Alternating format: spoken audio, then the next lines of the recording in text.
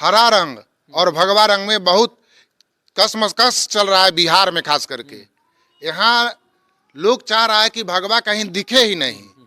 भगवा को सिर्फ लोग एक पार्टी से जोड़ दिया है, जबकि 80% जो इस देश के हिंदू हैं उसका यह मान सम्मान है, इतिहास है, लेकिन इस इतिहास को मिटाना चाह रही है सरकार।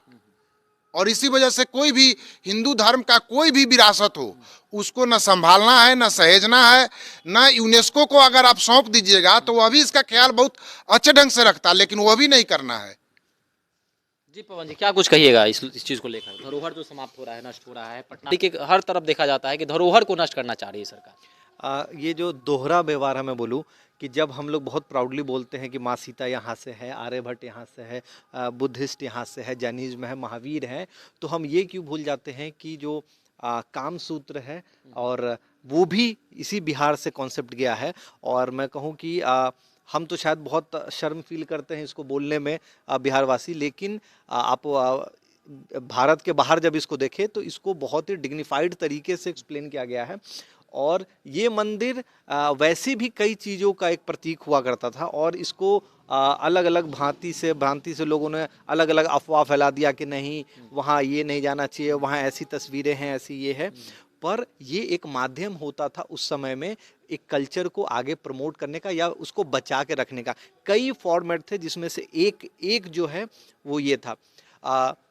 इसी से सटा जो है वो एक भूकंप में जब ध्वस्त हो गया था हरिहरनाथ, और यही आर्किटेक्चर था उस समय। जो लकड़ी थी वुडन, उसी पे क्राफ्ट करके चीज़ों को नेक्स्ट जनरेशन के लिए पहुंचाया जाता था।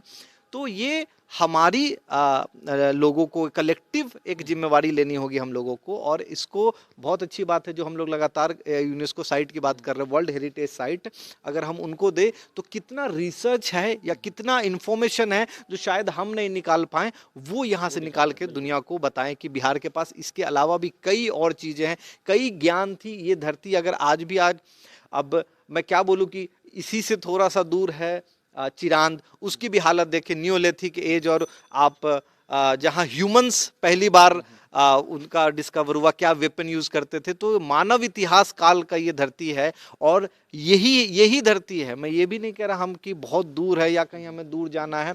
और आज नेपाल में जितना भव्य स्वागत है, यहाँ के कई लोग अपने मनोकामना के लिए वहाँ जाते हैं। अभी थोड़े टाइम पहले मैं आपको बता दूं कि नेपाल ने जो इनिशिएटिव लिया, ये आपके दर्शकों को ये पता होना चाहिए कि उन्होंने 60,000 यात्रियों को भेजा खुद के पैसे से बस करके, जिसको हमने भी कवर किया था, और उनको ये सारे हेरिटेज को घुमाया।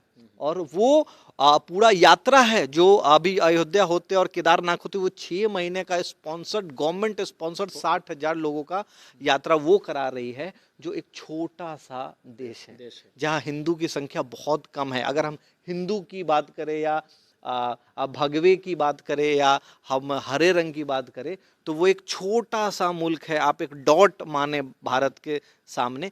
वो जब इतना खर्च कर सकती है, इतना अपने कल्चर के लिए प्राउड फील कर सकती है, लोगों को अपने स्पॉन्सर्ड बस से भेज सकती है कि जाओ भारत में घूम कर आओ।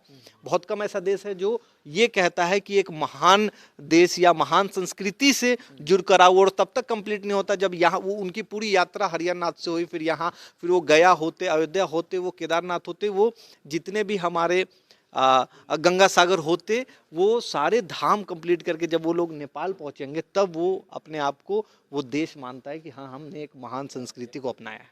चलिए देखिए, बहुत तरह की बातें हैं यहाँ पर। ये जो जगह है या ज्ञान का भंडार है, इतिहास से जुड़ी कई चीज़ें यहाँ पर हैं। आप यहाँ पर अगर आते हैं तो काफ़ी चीज़ें आपको देखने को मिलेंगी। पर अब हो सकता है कुछ सालों के बाद यह तमाम चीज़ें आपको देखने को न मिले। सरकार से निवेदन होगा कि इस जगह को विकसित कीजिए। यहाँ पर काफ़ी पर्यटकों का अंबार लग सकता है। पर्यटन से जुड़ा जो है काफ़ी यहाँ पर संभावनाएं हैं। तो एक बार जो है इस जगह को देखने की आवश्यकता है। अगर जो दर्शक हैं, जो हमारे दर्शक हैं, वो भी अगर बिहार से हैं, अगर आप भी बिहार के अगर आसपास के राज्यों से भी हैं, तो एक बार अगर आप बिहार आ रहे हैं तो यहाँ पर जरूर आइए। यहाँ पर काफ़ी अच्छी चीज़ें जो है आपको देखने को मिलेंगी, जो कि इतिहास को दर्शाती हैं। तो नेपाली मंदिर के बारे में आपके क्या विचार है, आप भी हमारे साथ साझा कर सकते हैं। धन्यवाद।